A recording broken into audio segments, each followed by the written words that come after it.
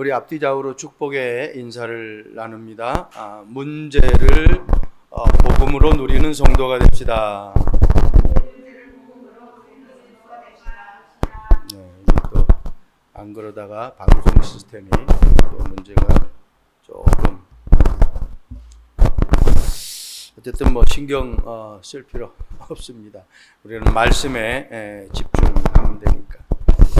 오늘 술로 부어하세 딸들이 누린 것이라는 그런 말씀 제목입니다. 우리가 어떤 사람인지를 놓치지 말아야 된다. 이 말씀을 준비하면서 정말 우리가 구원받은 하나님의 자녀라는 것이 얼마나 축복인지 이게 깨달아지는 만큼 우리에게는 응답과 또 우리의 삶의 변화를 가져오게 되는 것입니다. 최연소 메이저 대회 우승 기록자였던 테니스계의 슈퍼스타 보리스 베커라는 사람이 자살을 기도한 다음에 살아나서 한 말이죠. 자기가 가지고 싶은 것을 다 얻었어요. 왜 메이저 대회에 2번이나 우승하고 많은 응답도 받았고 자기가 하고 싶은 것은 돈이 있으니까 다 할 수 있었던 그러한 삶이었습니다. 그런데 그가 자살하게 된 그 고백이 마음에 평화가 없었다. 세계 정상을 차지하고 자기가 하고 싶은 거 다 할 수 있는 물질이 있는데 마음에 평화가 없어요. 자기가 깨달은 것은 그냥 꼭두각시 같은 그러한 삶을 살았다라는 그러한 이야기를 합니다. 요즘 최근에 여러분 신문지상을 또 봐서 알겠지만 뉴스를 봐서 연봉 40억 그 스타 강사 문단열 씨 이야기 아닙니까? 얼마나 많은 돈을 벌었는지 몰라요. 그런데 이 사람에게는 강사가 되어지니까 어쨌든 많은 인맥 관리가 되어야 되는 거 아닙니까? 이 사람이 암에 걸리고 나서 깨달은 거예요. 연봉 40억인데 암에 걸리고 나니까 자기가 할 수 있는 게 뭐가 있어요? 병원에 있는 것밖에 없어요. 죽을 날을 기다리는 것밖에 없다니까요. 인기 강사니까 많은 곳을 뛰어야 되니까 인맥 관리를 잘했단 말이에요. 근데 암에 걸리고 나니까 인맥 관리가 소용이 없더라는 거예요. 왜? 불러주는 사람이 없는데. 그 또 하나 깨달은 것은 자녀들이 어릴 적에 같이 아이들과 놀아주지 못한 것. 그게 그렇게 후회가 되더라는 거예요. 여러분, 우리가 많은 것을 가져서 행복한 것이 아니라 내게 그 있는 것이 얼마나 소중한 것이라는 것을 깨닫는 그 순간이 그게 가장 행복한 것이에요. 우리가 인기가 있어서 행복하고 돈이 있어서 행복하고 어떤 자리가 높아서 행복하다고 하면은 그런 사람은 절대로 자살하면 안 되잖아요. 그런데 얼마나 많은 사람들이 그러한 위치나 인기나 자리에 있으면서도 자기의 생명을 포기합니까? 오늘 슬로 부하시라는 이 이름은 두려움이 그늘이란 그런 뜻을 가지고 있어요. 그러니까 이름의 뜻도 참 별로 안 좋은 것이죠. 근데 이 사람은 오늘 말씀도 우리 자세히 나왔잖아요. 므낫세 지파. 므낫세 자손이에요. 근데 이 사람에게는 아들이 없어. 딸들만 5이. 구약의 이 시대를 우리가 보면은 여자들은 개수도 안 했어요. 숫자를 세지도 않았어요. 그 남자에게만 또 어떤 상속을 해주는 그러한 관습과 문화였단 말입니다. 그러니 이들이 지금 이 슬로브앗이라는 사람이 광야에서 죽었단 말이에요. 그러니까 이 딸들이 5명이 광야를 통하여서 가나안 땅 들어갔는데 아버지가 없으니까 기업을 분배받지 못할 거 아닙니까? 근데 이 딸들이 자기 아버지가 받을 그 기업을 갖다가 모세에게, 지도자들에게 이야기를 합니다. 그것을 모세가 하나님께 다시 아뢰요.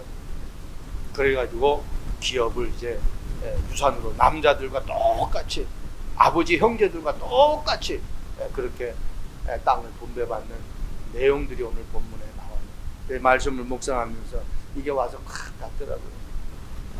그래서 술로 보아스의 딸들이 누린 그 축복을, 말씀을 전해야 되겠다. 이 땅에는 많은 인맥도 배경도 많은 것들도 우리가 있어야 되겠지만 가장 중요한 것은 오늘 본문 말씀 첫 번째 대지입니다. 아버지의 몫을 하나님께 구했다. 이 말은 어떻게 보면은 뿌리가 너무너무 중요해요. 우리가 결혼할 때에 그 상대방의 가문을 보잖아요. 그 사람의 성장 배경을 보잖아요. 그것은 가문이 좋아야 된다, 그 사람의 성장 배경이 좋아야 된다, 이 말을 제가 하려고 하는 것이 아닙니다. 뿌리가 뭐냐는 얘기죠. 살아온 뿌리가. 이 슬로보아스의 뿌리는 언약 잡은 가문의 뿌리라는 거예요.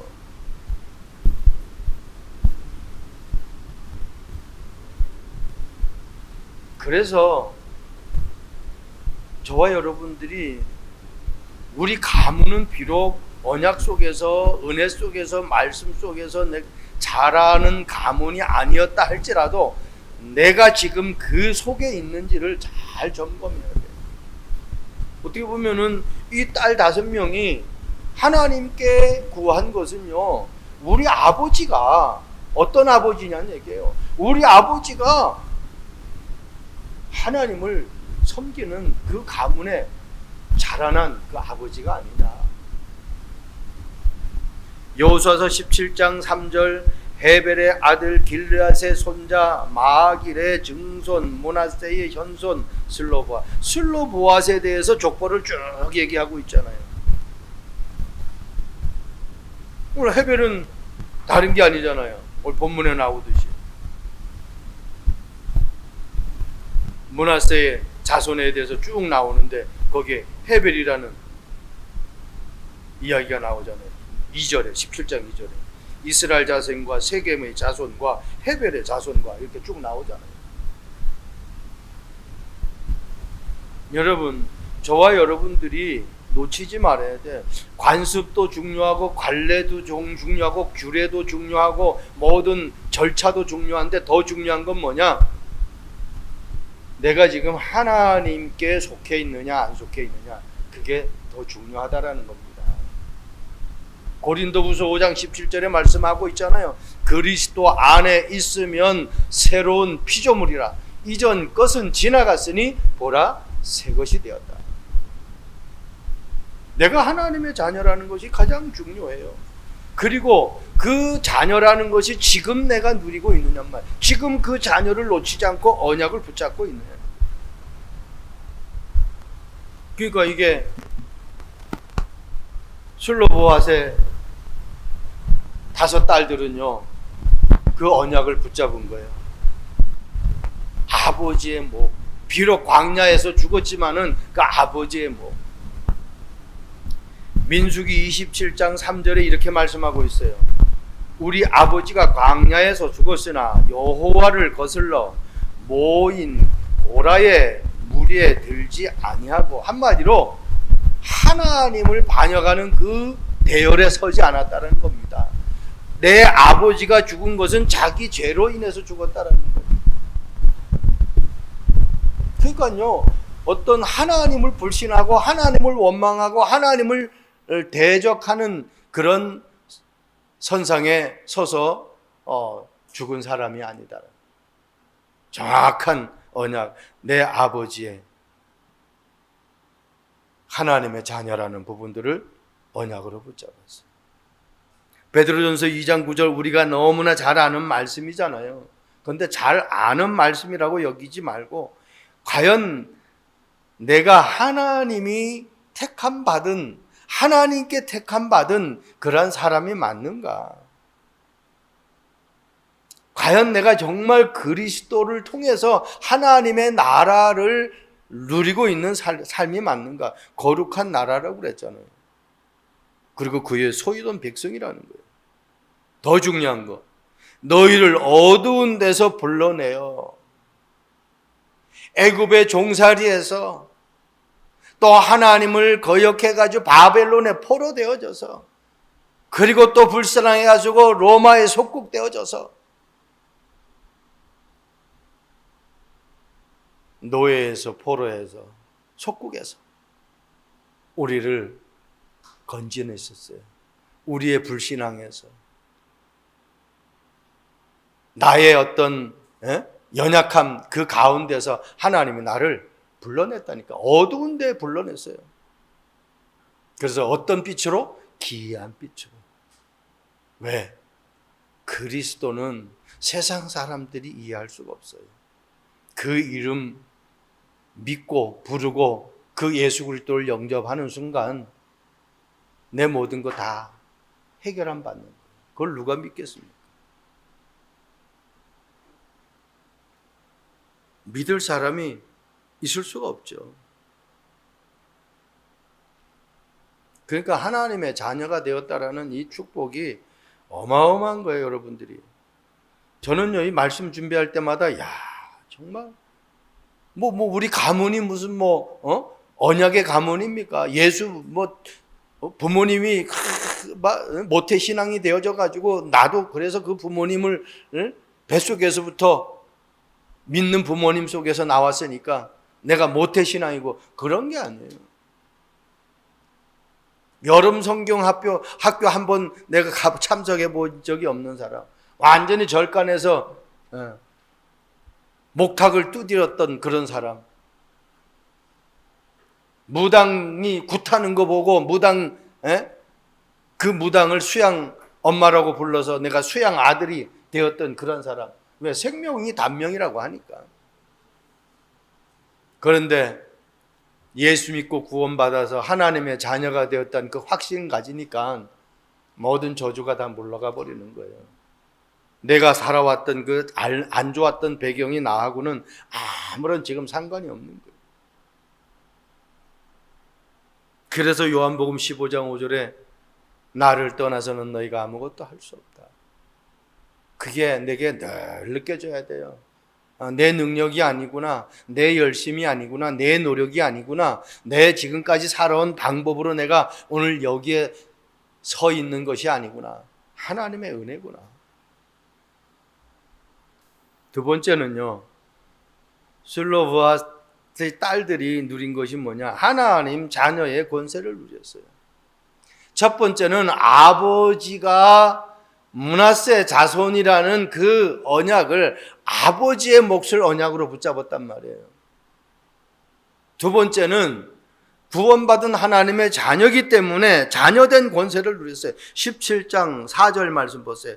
그들이 제사장 엘르아살과 눈의 아들 여호수아와 지도자들 앞에 나와 말하기를, 여호와께서 모세에게 명령하사 우리 형제 중에서 우리에게 기업을 주라 하셨다 하매, 여호와의 명령을 따라 그들에게 그들의 아버지 형제들 중에서 기업을 주므로 그랬어요. 그냥 달라고 한 것이 아니에요. 하나님이 모세에게 명령한 그 명령, 언약을 붙잡은 거예요. 하나님이 주라고 그랬어요. 그러니까 그 언약을 붙잡았다니까요. 그건 하나님의 자녀만이 누릴 수 있는 축복이에요. 여러분, 구원받은 하나님의 자녀가 가장 먼저 누려야 될 축복이 뭡니까? 기도 응답의 축복이잖아요. 여러분, 우리가 한번 우리 사모하고도 포럼을 그래 했었지만, 좋다 안 좋다, 그게 지금 누구 기준입니까? 너무너무 좋아, 이게 누구 기준이냐는 얘기예요. 내 기준이잖아요. 안 좋다 내 기준이잖아요. 좋다 내 기준이잖아요. 거의 다 내 기준으로 우리는 신앙생활 하는 경우가 많아요. 자, 보세요. 요셉이 노예로 갔어요. 하나님이 기준입니까, 그게? 요셉의 입장으로 보고 주변 사람들이 볼 때는 어떻게 하나님 믿는 사람이 저렇게 어려움 당해? 그게 누구 기준이야? 그게 사람 기준이거든요. 그런데 요셉은 거기에 전혀 흔들리질 않았어요. 왜? 창세기 39장 2절에 여호와께서 요셉과 함께 하심으로. 비록 자기는 노예로 팔려가서 보디발 장군 집에 노예로 살고 있지만은 노예의 기준이 아니라는 겁니다. 사람의 기준이 아니에요. 사람의 기준하면 어때요? 내가 왜 여기에 와서 이런 삶을 살아야지 한탄하고 원망해야 될 거 아니에요. 그런데 요셉은 하나님의 기준을 알았기 때문에 그런 말조차가 없어요. 오히려 보디발 장군이 요셉의 삶을 보면서 은혜를 받아요. 그러니까 좋다 안 좋다 이런 기준들이, 잘 됐다 못 됐다 이런 기준들이 거의 우리 인간적인 생각의 기준이라는 거예요. 만약에 하나님의 기준이라면 요셉을 해와 달과 11별까지 보여줬는데 왜 노예로 가게 합니까? 해와 달과 11별 보여줬는데 왜 요셉을 누명을 씌워서 감옥에 가게 합니까? 그거는 아니잖아요. 사람들이 보는 기준은 그게 아니잖아요. 근데 하나님의 기준은요,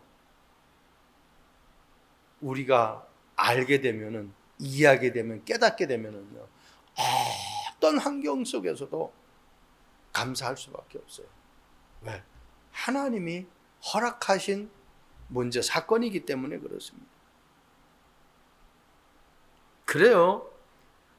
성경을 우리가 쭉 보면은 창세기에서부터 보면 하도 안 믿으니까 그냥 아브라함의 자손이라고만 안 해요. 너는 아브라함과 이삭과 야곱의 자손이다. 한 사람을 증거로 얘기해가지고는 도저히 안 맥히니까 아브라함을 증거로 내세우고 그의 아들 이삭을 증거로 내오시고 또 이삭의 아들 야곱을 증거로 내오세요. 야, 이렇게 세 개의 증거를 3대에 걸쳐 온 증거를 냈는데 네가 안 믿어? 그 얘기야. 어마어마한 것이죠. 그래서 영적인 흐름을 잘 봐야 돼요. 하나님의 자녀의 권세를 누린다는 것은요, 내가 영적인 흐름을 어떻게 지금 타고 있느냐 말이에요. 언약의 흐름과 강단의 흐름과, 그래서 말씀의 흐름과 기도의 흐름과 그리고 현장의 흐름과 이런 부분들을 잘 우리가 볼 수 있어야 돼요. 그러니까 슬로보아스의 자녀, 슬로보아스는요, 하나님의 자녀라는 것을 이 딸들이 아는, 자기 아버지는 하나님의 자녀다. 므낫세 지파의 후손이다. 그래서 우리는 그 므낫세 지파의 후손의 후손이다. 이걸 탁 놓치지 않은 거예요. 내가 누구인지 확신 있는 그 믿음을 가진 것입니다. 민수기 27장 말씀 보면 이제 이 슬로보아스에 대한 내용이 또 이렇게 나오기 때문에 그 말씀을 제가 인용을 합니다. 27장 4절 말씀 보면은 어찌하여 아들이 없다고 우리 아버지의 이름이 그의 종족 중에서 삭제되리까? 그렇죠. 우리가 지금도 내 부모가 돌아가시면 이름이 호족에서 없어집니까? 이름은 있고 어떻게 해요? 이렇게 X자로 거져 있죠. 사망 그렇게 돼버리죠. 그대로 있어요. 근데 아예 종족에서 지워버린다. 그래야 흔적이 없어야 땅을 분배할 수가 없는 거 아니에요. 그러면서 그래요. 우리 아버지의 형제 중에서 우리에게 기업을 주소서. 아니, 우리 아버지가 므낫세 지파이고 우리가 그 후손인데 왜 우리에게 이 기업을 안 주겠냐. 이걸 갖다가 딸들이 모세에게 건의했더니 모세가 하나님 앞에 물어요. 하나님께 기도를 해요. 그랬더니 하나님이 모세에게 응답을 합니다. 주라고. 민수기 27장 한번 우리 보실래요?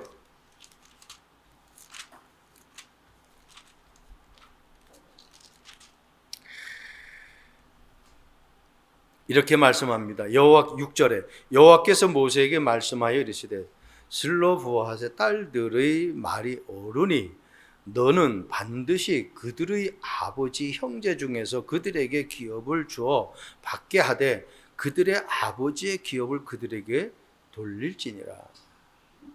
너는 이스라엘 자손에게 말하여 이르기를 사람이 죽고 아들이 없으면 그의 기업을 그의 딸들에게 돌릴 것이요 딸도 없으면 그의 기업을 그의 형제에게 줄 것이요 형제도 없으면 그의 기업을 그의 아버지의 형제에게 줄 것이요 그의 아버지의 형제도 없으면 그의 기업을 가장 가까운 친족에게 주어 받게 할지라. 유산에 대한 규례를 딱 요 슬로보앗의 5 딸들 때문에 그 법령이 쫙 제정이 돼버린 거예요. 저와 여러분들이 어떤 축복을 받았는지 놓치면 안 돼. 그래서 내게 문제가 왔을 때 정당하게 내가 구할 것을 하나님 앞에, 왜? 내가 하나님의 자녀니까 정정당당하게 구하시기 바랍니다. 하나님은요 분명하게 우리에게 응답으로 역사하시겠다고 약속하셨어요. 렘넌트 7명 우리가 계속 얘기하잖아요. 다윗도 마찬가지고 모세도 마찬가지고, 그죠? 요셉 계속 우리가 그 소리를, 사무엘 같은 경우에도 이 사람들이 다 그 언약 붙잡은 거예요. 초대교회 성도들 보세요. 마가다락방에 모였는데 그냥 모인 게 아니라 날마다 모여요. 왜? 확실하게 체험을 했거든요. 요한복음 1장 12절 영접하는 자 곧 그 이름을 믿는 자들에게는 하나님의 자녀가 되는 권세를 주셨으니. 야, 이거 하나만 믿어도 어마어마한 축복이죠. 이 지구상에서 하나님의 자녀가 된 것만큼 큰 권세가 없어요. 하나님의 자녀가 된 것이 가장 큰 축복이에요. 왜? 그 축복은 하늘과 땅의 모든 권세이기 때문에. 한 부분의 권세가 아니라 하늘과 땅의 그냥 권세가 아니라 모든 권세라고 그랬어요. 하나님의 자녀가 되었다는 건 창조주의 자녀라는 거예요. 창조주. 그러니까 그 창조주는 없는 것도 만드시고 있는 것도 어떻게 해요? 없앨 수 있는 능력이 있단 말이에요. 한마디로 보좌의 축복이죠. 보좌의 축복은 시공간을 초월하는 축복이에요.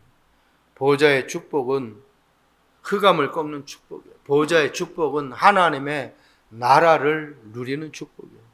보좌의 축복은 세상 사람들이 체험하지 못하는 창조의 능력을 맛보는 그 축복이에요. 마지막 슬로보앗의 딸들이 누린 것은 뭐냐? 여호와의 명령을 따라 기업을 받게 되었어요. 열심히 하고 노력하고 피 터지게 싸워가지고 기업을 받은 것이 아니라 여호와의 명령을 따라. 여호와의 명령을 따라. 이 말은 하나님의 말씀으로 그대로 기업을 받게 되었다는 거예요. 17장 6절 말씀 보세요. 므낫세의 여자 자손들이 그의 남자 자손들 중에서 기업을 받은 까닭이었으며, 그러니까 여자고 남자고 그 후손들이 그대로 다 받은 거예요. 동등하게 똑같이 차등이 섰던 거예요. 남자니까 더 주고 여자니까 덜 주고 이게 아니라 똑같이. 길르앗 땅은 므낫세의 남은 자손들에게 속하였더라. 하나님의 자녀가 받은 축복 중에 가장 큰 축복이 하나님의 말씀이 성취되어지는 축복이에요. 히브리서 4장 12절 하나님의 말씀은 살았고 활력이 있어 좌우의 어떤 날쌘검보다 예리하다고 그러죠. 그래서 우리의 혼과 영과 관절과 심령골수를 찔러 쪼갠대요. 에스겔 37장 말씀 보면은 에스겔 골짜기에 마른 뼈들의 해골들이 말씀을 대원하니까 거기 어떻게 해요? 살이 붙고 생기가 들어가가지고 큰 군대, 아무 쓸모없는 해골들이 큰 군대를 이룹니다. 저와 여러분들에게 하나님의 말씀이 정말 뿌리 내리고 각인된다고 하면 우리 삶은 바뀌게 되어 있다는 겁니다. 아니 우리가 배가 고파가지고 너무너무 막 걷지도 못해 힘이 없어가지고 그때 내 입으로 음식물이 들어가가지고 그것이 내 육신 속으로 다 퍼져버리면 어때요? 그때 어때요? 힘이 생기잖아요. 육신의 음식도 내가 먹으면 힘이 생기는데 우리 인간은 육신의 것만 사는 것이 아니잖아요. 마태복음 4장에 예수님이 마귀에게 시험 받을 때 하신 말씀 아닙니까? 이 돌들이 떡덩이가 한번 되게 해봐라. 네가 진짜 하나님의 아들이라고 하면은 그렇게 했을 때 예수님이 하신 말씀이잖아요. 사람이 떡으로만 사는 것이 아니라 하나님의 입에서 나오는 말씀이 아닙니다. 하나님의 입에서 나오는 모든 말씀이라고 그랬어요. 말씀이 내게 있어야 돼. 말씀. 그래서 문제를 말씀으로 풀어야 돼요. 그 말씀은 영원한 말씀이잖아요. 이사야 40장 8절. 풀은 마르고 꽃은 시드는데 하나님의 말씀은 영영이 선다고 그래요. 이게 말씀 흐름이 나에게 있느냐.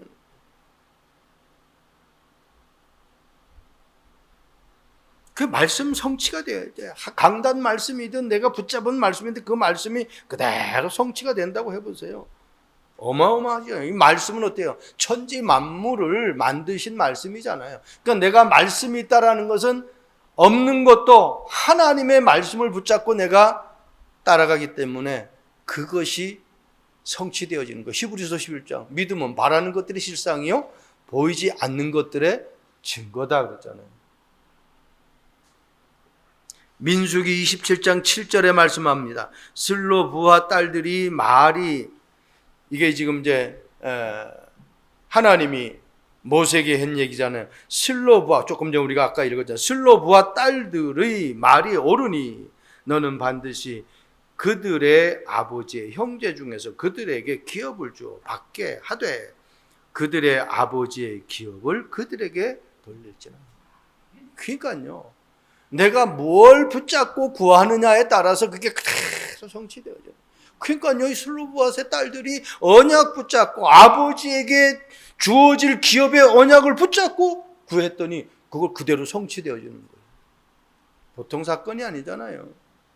아무것도 아닌 것 같은데 저는 이 말씀을 보면서 거의 성도들이 이런 걸 놓치는구나. 뭐 큰 거, 뭐 대단한 거 이런 걸 갖다가 자꾸만 뭘 성취하려고 하는데 하나님의 말씀이 내게 정말 하나하나 성취되어지는 것이 내게 응답이 되어진다고 하면은 이거보다 재밌는 신앙생활이 없죠.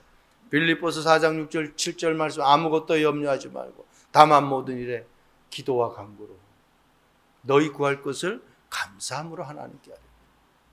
바울이 빌립보 감옥에서 감옥 밖에 있는 빌립보 성도들에게 하신 말씀입니다. 보통 말이 아니잖아요. 자기가 오히려 염려 걱정해야 되는데 감옥에 있는 바울이 오히려 밖에 있는 빌립보 성도들에게 아무것도 걱정하지 마. 그만큼 말씀이 바울에게 정확하게 붙잡았다는 거예요. 에레미야 33장 3절 우리가 너무 잘 아는 말씀이잖아요. 너는 내게 부르지라. 내가 네게 응답하겠고 네가 알지 못하는 크고 비밀한 것들을 너에게 보이시리라. 왜 에레미야가 시대들에 갇혔는데 거기에 중요한 말씀이 있잖아요. 두 번째 여호와의 말씀이 그에게 임했다고 그랬어요. 그러니까 그 언약 붙잡고 말씀 붙잡고 기도한 거예요. 그랬더니 어때요? 세상 사람들이 알지 못하는 크고 비밀한 것을 보여주신다는 겁니다. 요한복음 15장 7절 응답의 조건이잖아요. 너희가 내 안에 거하고 내 말이 너희 안에 거하면 요 원리만 기억하면 돼요. 너희가 내 안에 거하고 구원받은 하나님의 자녀 확신을 가져야 된다. 그러면서 뭐예요? 내 말이 너희 안에 거하면 안고 없는 찐빵은요 맛이 없어요. 찐빵은 안고가 있어야 돼. 안에 속이 있어야 돼요. 그래야 맛있어요. 여러분 하나님의 자녀가 하나님의 말씀이 없으면 어떻게 해요? 사단의 밥이 돼버리는 거예요. 그런데 말씀이 있으면요 예수님처럼 내가 예수 하나님의 아들인데 까불어 하고 하나님의 아들이라는 걸 내세우는 것이 아니라 하나님의 말씀을 가지고 탁 내는 거예요. 왜? 말씀은 하나님이잖아요. 말씀은 창조의 능력이잖아요. 말씀을 가지고.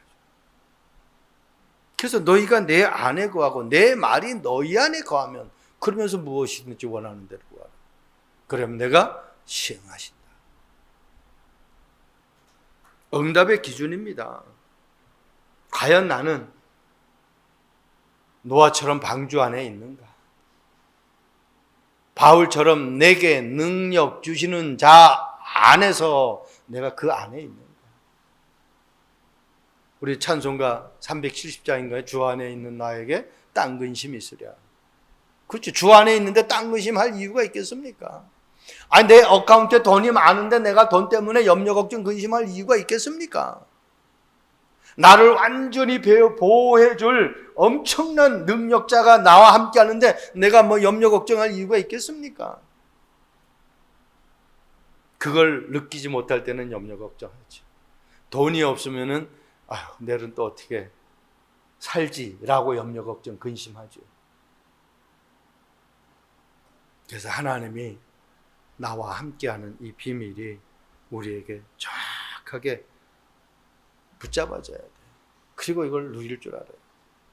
미국의 국무장관이었던 윌리엄 제닝스 브라이언이라는 사람은 진화론을 반대하는 아주 중요한 이유를 그렇게 발견했다고 고백을 합니다. 어렸을 때 호기심이 많았기 때문에 우연히 수박씨에 대해서 연구를 했대요. 어릴 적에 수박씨. 그 수박씨 하나를 심었는데 그 하나에서 큰 수박이 만들어지는 정도가 아니라 넝쿨을 만들고 그리고 수많은 그 수박들을 만들어요. 저희 같은 경우는 참외 그거 하나 심었는데 거기서 참외가 얼마나 많이 열리는지 몰라. 가지 나무를 지금 3개를 심었었는데요. 가지가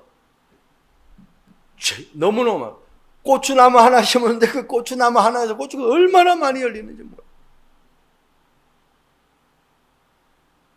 이 브라이언, 이 국무장관까지 한 사람, 이게 1860년생인데 한 65세 사시다가 세상을 떠났는데 이 수박씨 하나뿐인데 이 수박씨 하나가 어마어마한 넝쿨을 이룬다는 거예요. 그리고 거기서 많은 수박이 열려지는 걸 보면서 그게 처음에는 하얀 열매가 맺히니 그게 어떻게 점점 자라서 어떻게 거기에 막 무늬가 생기고 이 고백이에요. 이 사람 고백.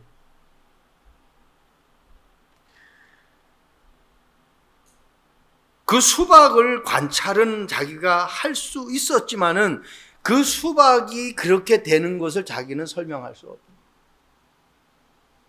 그 말은요, 과학이 발전해가지고 많은 것을 밝혀내고 많은 것을 이루어냈지만은 그 근원 그 자체를 알아낼 수는 없어요.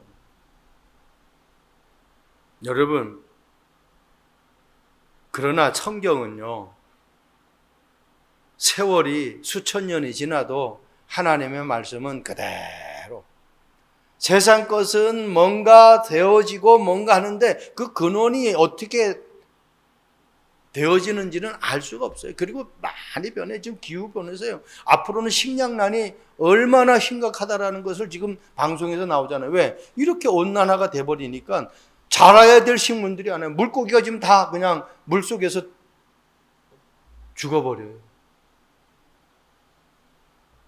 하와이에 불났죠. 저 캐나다에 불났죠. 저 유럽에 불났죠. 불이 그냥 산 하나 타는 정도가 아니에요. 우리 대한민국의 1.4배를 그냥 지금 태우고 지금 3개월째 계속 지금 불이 진화가 안 되고 있어요. 그러니 앞으로 이 식량난이 보통 심각한 게 아니랍니다. 그러니 이게 아무리 내가 연구를 해도 브라이언이라는 사람의 말대로 이거 뭐 재앙을 막을 수 있습니까? 만들어내는 것이 아니고 인위적으로 나타나는 건데. 여러분, 그러나 하나님의 말씀을 통해 가지고요, 구원의 역사를 이루는 것은요, 그게 아무리 과학으로 연구해가지고 되는 게 아니야. 하나님의 말씀은 변하지 않고 지금도 계속 구원의 역사를 이룬다. 그렇기 때문에 그 신비스러운 하나님의 말씀과 하나님의 그 능력이 24시간 내가 누리면서 이 슬로보아스의 딸들처럼 하나님이 나에게 주신 그 언약을 붙잡고 계속 기도할 때 저와 여러분들에게 237 나라 살리는 망대를 세우게 하는 증거들을 허락하실 줄로 믿습니다. 기도하겠습니다. 좋으신 하나님을 찬양합니다.